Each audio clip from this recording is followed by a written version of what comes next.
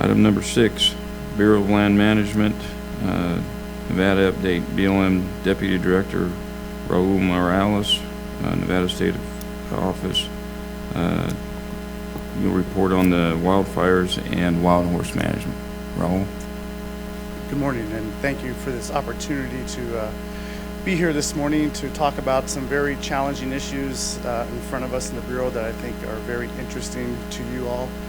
I also decided to add a little bit of time to my presentation to talk about drought, since I think they're related very much to the fire and the horse issue that I'm going to present to you. So again, thank you for this opportunity. Okay.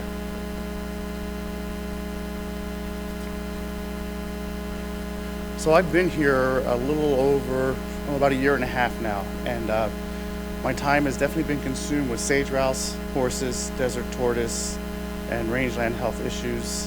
And I think drought is going to be one of the issues that will be with us for a while, that will have a big impact on a lot of the resources that we're responsible for managing as far as habitat and for the fish and game resources that depend on that habitat here across Nevada. Fire, as many of you are already aware, this has been a very bad fire year for us across the West. This fire season's not over.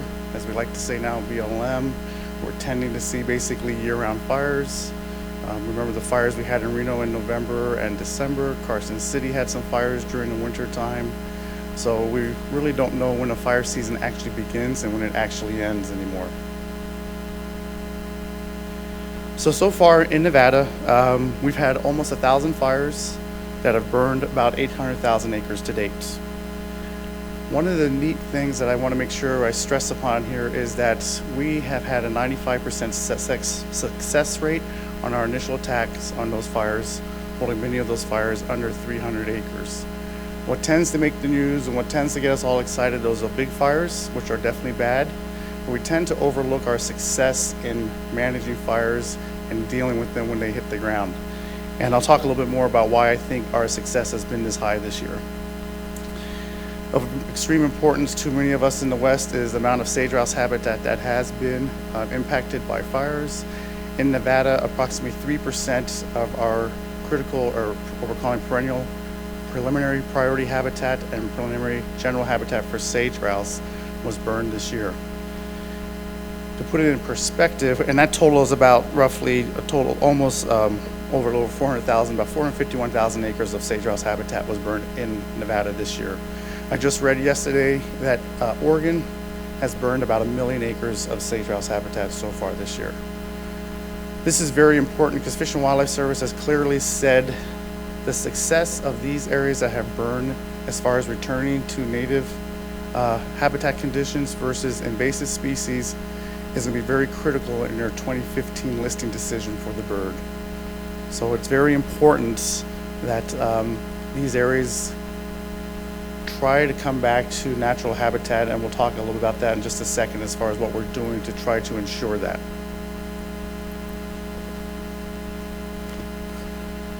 The 95% success rate, one of the reasons why we were successful this year is we brought in additional resources at the beginning of the summer. We brought in 8 additional single-engine aircraft, which are very instrumental in our initial attack. We brought in additional 5 initial attack dozers. We brought in 15 additional engines, 3 helicopters. All of this to complement our existing fire resources on the ground. We were able to station them across the basically the northern half of the state, where we have a lot of sage grouse habitat and where our fire lightning strikes tend to be the highest. And I believe, and with this, and with the help of Ruby pipeline funding, we were able to get these additional single-engine aircraft. That's definitely, I believe, was a big reason why we had a 95% success rate in minimizing fires from getting bigger in the state of Nevada. I don't believe other states did what we did in Nevada. So I think we were very proactive and working with NDOW in trying to put our best foot forward in dealing with that. Most of the congressmen here in the states and senators are very interested in what we're going to do about fire and invasive species. And I think this is a good step forward as far as showing what we can do. This is, can you see that? This is just a map. Can you see this? Okay, good. This is a map. This is an outline of the big fires, the major fires that we had here in the state of Nevada so far. The biggest one being the Holloway fire up there in the Winnemucca area that bled into Oregon. Also, we have two that are managed out of our BLM California Susanville offices over there in Washoe County, the Rush and the Lost Fire, that were very big fires. Tended to put a lot of smoke in the Reno area for quite a bit during the early part of the summer and midsummer. But you can see here on this map, the orange is what we call our preliminary priority habitat that burned for sage grouse, or the bright orangey red color. I'm not sure how it looks on your screen. And then the lighter orange is the preliminary general habitat. And where these fires are kind of typical of where the fires burn in Nevada. Is kind of that northern tier. Ely area tends to escape a lot of the bigger fires, but it's kind of the track that the lightning goes through when it goes across the state. Raul, Yes. is it all right if we ask questions as you go along? Sure. Okay, Commissioner Drew? Just a quick question. I appreciate you being here, Mr. Morales, but the question I had is on your figures for the 985 fires and the, basically 750,000 acres. Is that on BLM administered lands, or is that all lands? That's all lands. Okay, I thought that was the case, but Yep. just wanted to be sure. Thank you.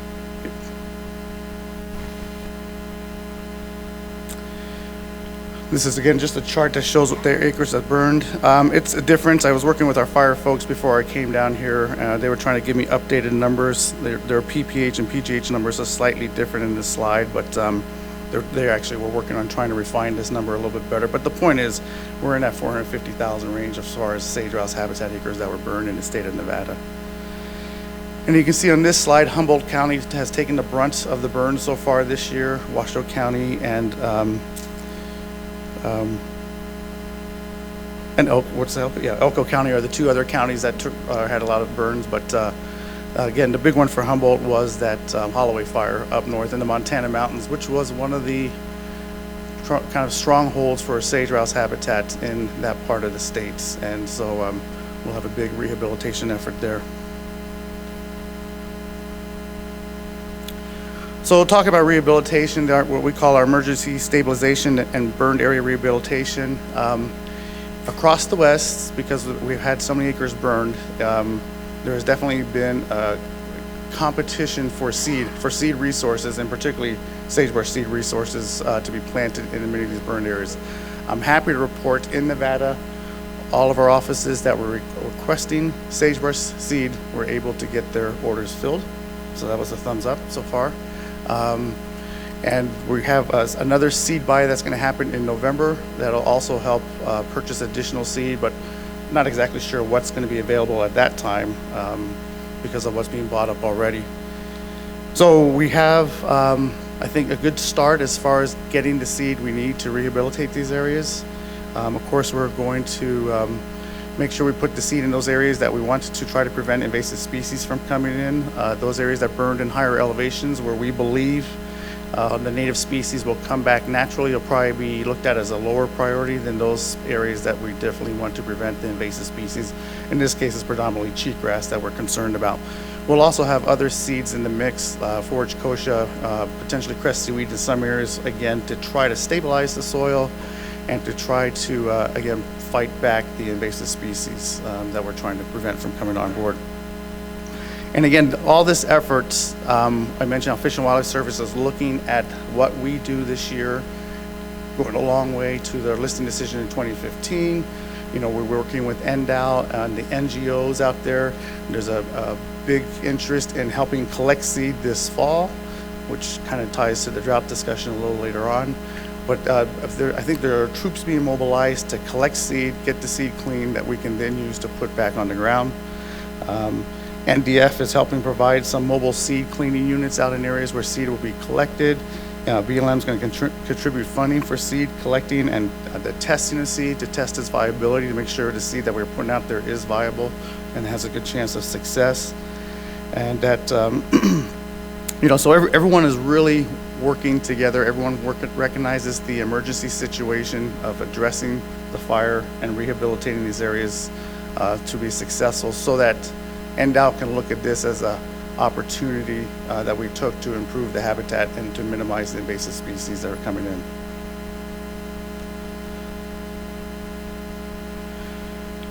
So what does this mean to you all? And when I say to you all, I kind of mean the public, really. Because of drought and fire, and because that is the major threat to not only sage-grouse habitat, but basically healthy rangelands in Nevada, we really have got to figure out a way how to slow down that cycle of converting our native rangelands into this annual grassland cycle. As you guys are well aware of, once we get into this annual grassland cycle, it's very expensive, it's very challenging to reconvert it back to a native ecosystem, which is much more resistant to fire. And so, so we're looking for folks to help us, when you're out there, give us an idea on rangeland health when you're out there. If you're hunting, fishing, out in the backwoods, extra eyes gives us an idea on what the rangeland conditions are. We have our staff going out there looking at the areas, looking at the ground, trying to figure out where are our critical areas that we need to be watching, where do we need to remove horses, where is the important sage-grouse habitat that we need to make sure we try to rehabilitate. So again, any help there would be appreciated. When we have fires and we do the rehabilitation, we do issue temporary closures in those areas. The intent there is obviously to get these seedings successful and have enough vigor to be able to withstand whether it's grazing by livestock, horses, use of the public. We need to basically treat this investment as what it is, which is an investment, protect it, to get it up and strong so that it can actually function for us. Talking about closures for livestock, typically when we have areas that are burned, we do close these areas to livestock grazing. We'll put up temporary fencing on the areas that were burned so livestock can use the other area that wasn't burned. But that's one of our areas that we do look at to try to protect the rehabilitation and to ensure the success of our investment on the ground. Question? Sure. Got a question? Mr. Morales, do you also remove wild horses? Yes, and we'll talk about that here right now because that's also critical. And we'll talk about how that's working. Any other questions? Commissioner Rain. Thank you. A couple different things. I know we've talked before, and maybe you've had some chance to look at it, is that we've talked about do not control areas for wildfires in certain areas and designations of those, and BLM has those or is working on those. What is the status of those? And before I'd perceived, at least, it suggested that they are out there and they are in the hands of people, that we should not control wildfires in certain areas that are for habitat enhancement, where the PJ is overgrown, other overgrown areas. Where is the status on that with BLM? So you're talking about our wildfire management. Yes. How do we choose what resources to put, which ones to? Are there areas that we should not control fires, and that is communicated to the firefighting agencies, BLM and other? Yes. So in Nevada, we have policy that basically states if the fire is burning in sage-grouse habitat, it's going to be a high priority for initial attack and to basically put those out. Not all fire is bad. All these acres that are burned, not all of them are bad acres. Some of them are actually burning in pinyon juniper areas. Actually, probably more juniper, less on the pinyon side. So they were burning in those areas. That's good from the standpoint we do have a big juniper encroachment in Nevada. And if we can return some of those juniper areas to a sagebrush ecosystem, I mean, that's going to benefit the wildlife that depend on that sagebrush ecosystem. So in those areas, less priority as far as firefighting. But we do watch them to make sure they don't get too big and don't extend our resources to, if some of these get big, then we become a big problem for us. But the communication of that to the other agencies, because I mean, you've got everybody out there. I mean, we've had this discussion a little bit of before. I've been in volunteer fire department for in excess of 20 years here, and we always see that we don't know where we're not, as a local volunteer fire department and the Nevada Department of Division of Forestry, there's never any communication that, hey, we should just not worry about that one and go over here. We don't have any maps. There is nothing out there, and it still hasn't. I asked every BLM person on multiple fires this summer, and they're like, huh? You looking for a what? We have people that tell us that. We don't have maps that tell us that. So that's interesting. I mean, I remember you brought this up the last time when I was in Reno. And I went back and I talked to my fire folks, and they were actually perplexed by that. because we have a very good relationship with our rural fire department, the state yeah. fire department. So if you're still hearing that in your rural I fire ask department, everybody just out of curiosity, you know? I'm just out there and I specifically asked for the Eureka area too. And they said communication is very good. 'cause I'll tell you what, communication, it is relatively good with one instance that I'll get to in a second. Maybe it's an issue that might want to bring up, yeah, you know, like of all the instances, there's maybe 2 out of more than 100 that, you know, we call it very positive over many, many years. It's 1% or less is not a positive deal. And we've actually had members of BLM on the volunteer fire department at one point, you know, when that's been amazingly workful. But still, to this day, everyone, it's like, you know, it's not there's lack of communication. There just is no knowledge of these areas out there. And it's rather like, okay, well, that's interesting. And you know, one thing I find is you go into these fires and 99% of the BLM people come in, have no clue where they're going, you know, and that's just the way it is. They should not be expected. They're coming from some other part of the state, they're coming down, and you've got a huge resource out there, which is local people that know, have probably walked every step of that area where that fire is burning and tells them, and we do that all the time. I mean, that's one of the best things probably is, hey, you know, you guys need to come up this road, you're going down the wrong road. And the BLM is very helpful, grateful for that, and those things are just great. But it's not formalized, a methodology, and we've had a lot of radio problems. You can't communicate to BLM lately. We actually were run out, the Eureka Volunteer Fire Department was run out of White Pine County this year. It was rather an interesting incident. We'd put out 2 fires, and we're out of our jurisdiction basically. We're out of Battle Mountain, we're over in White Pine, and fire chief gets a call, says, you need to get your fire department out of White Pine County. Nobody told you to come over here. We just put out 2 fires. We're going to another one, and the BLM's, I mean, you know how it is. There's issues. And I'm familiar with that issue that you brought up, and I know it's a local issue that is going to be worked out, but here's what I'll commit to you, Scott. You go back, you talk to your rural fire folks. If they feel that they still do not have the information, I will come out personally, and I'll bring my fire management officer with me, and we'll sit down with you, and we'll make sure you have all the information you need. All right. I'm just wondering, you know, if it's in one spot, the only spot I know, how's the rest of the state? That might be something to work on. The rest of the stuff's all right. The other thing, I'd like to thank you as BLM for utilizing more of this forage kochia and crested wheat. Specifically, in my experience and in speaking with other people, I have observed that those species make fire far easier to control so they don't get reburned. I mean, it is safe, but as safe as it gets in wildfire fighting to control a fire that's in crested wheat or forage kochia. Forage kochia, you don't have to worry about fire because it ain't going to burn there, period. Crested wheat, you can put it out with nothing. Guy can kick it out the vast majority of the time as soon as the wind dies down. Those are amazing tools, and the more that they are used, the better off we are as far as preventing reburns. And I thank you for you bringing that up, that they are coming back or continuing to be used. Thank you. Commissioner Drew?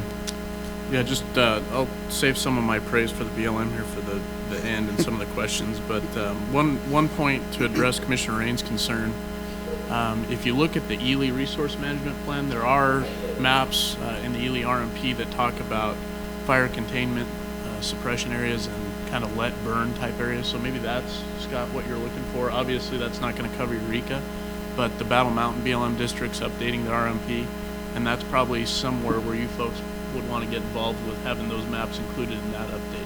I think the offer for the interim is probably a good one, but just something to take a look at. Maybe that's something you can incorporate into Battle Mountain.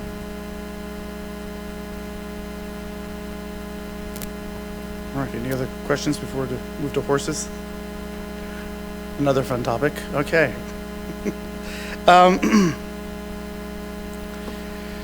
So because of the drought and fire situations, we are seeing horses moving around to different places outside a lot of their herd management areas. Basically, they're looking for water and they're looking for forage.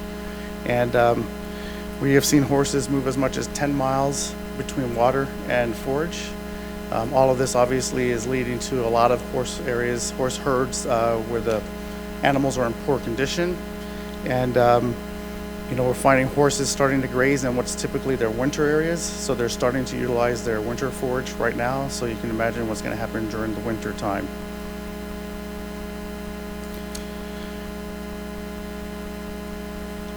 BLM is taking a different approach as far as developing a gather schedule. Every year we come up with a gather schedule as far as identifying areas where horses are going to be gathered. The challenges that we are running into right now is that we are running out of places to put horses, honestly. The adoption, as you know, has slowed up tremendously.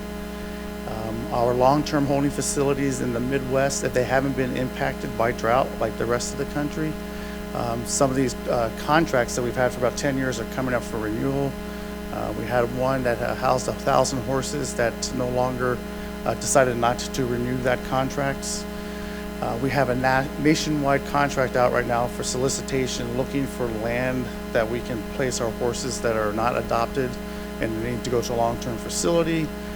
As of today, we have no bites at this point. And if you look across the news and you see people in Arkansas with ranch land that are selling their cattle because they don't have any forage, I think it's going to be a very tough situation that we are going to be in, is trying to find land that people have that would be willing to take wild horses from the West to put them on.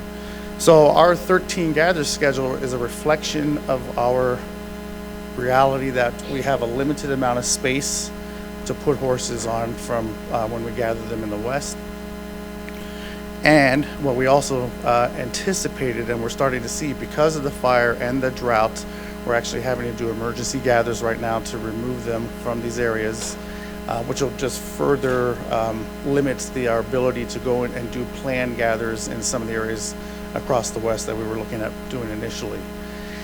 If we were successful in gathering the number of horses, which is approximately 7,000 horses, actually it's less than that, say about 5,500 total horses, we'll have pretty much met our capacity in our long-term and our short-term holding facilities across the country, which basically means going into the fiscal year 14, the only spaces we'll really have is what we can adopt out and what naturally dies on those long-term holding facilities, which is not a lot.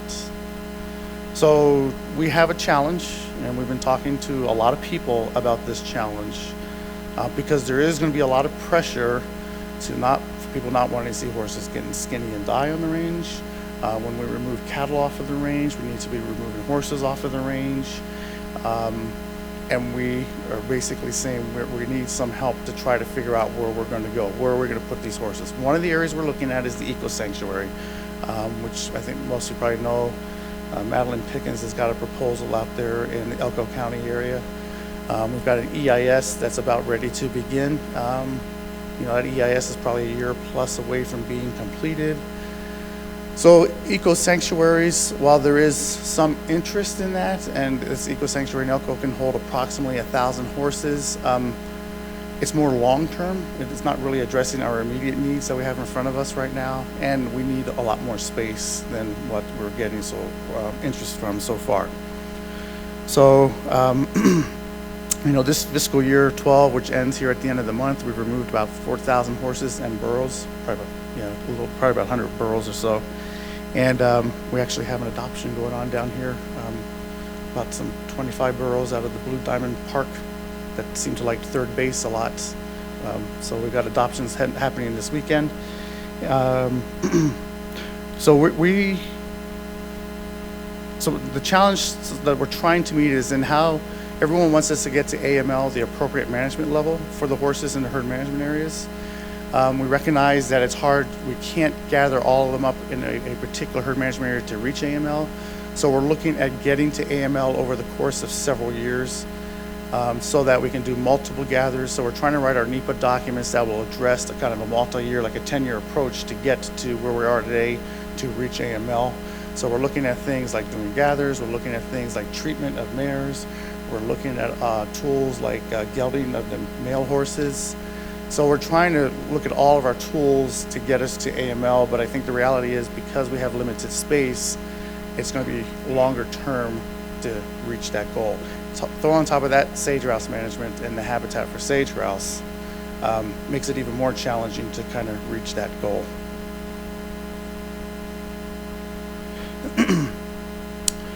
So, kind of think about the tool belt we have to use for wild horse and burrow management. It's very small. It's like when I bought my little kid when he was 4 years old, the little plastic one that goes around his waist. It's just, it's really challenging.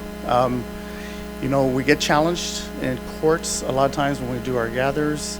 Right now, our ability to do gelding is held up in courts, litigation. We're hoping to get that resolved. So that's one tool that's temporarily on hold.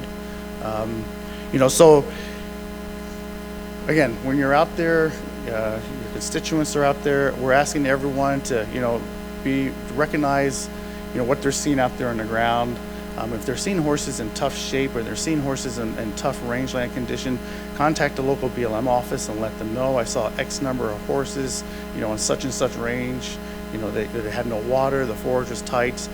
We need to collect as much of that information as we can so that we can strategize as to where we need to go, the best places to go with the resources we have to remove our horses.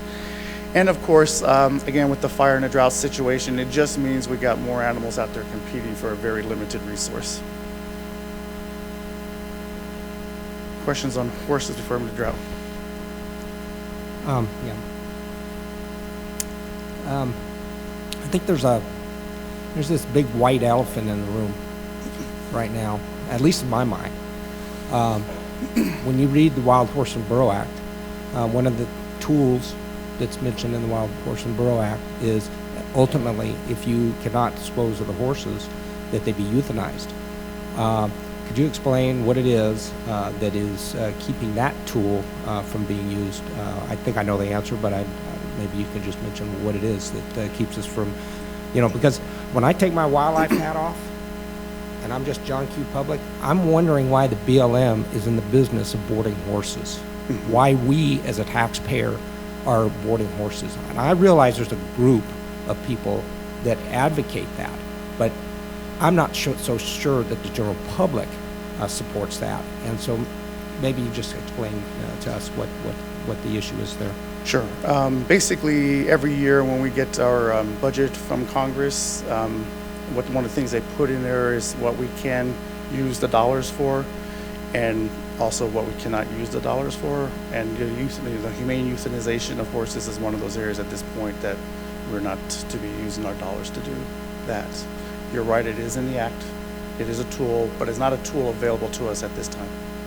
Okay, and so my follow-up question is that what seems very apparent to me, given the reproductive rate of horses and burros, is that sooner or later, and especially if you're not going to have the ability to put horses in holding facilities, sooner or later, I mean, I just see a train wreck.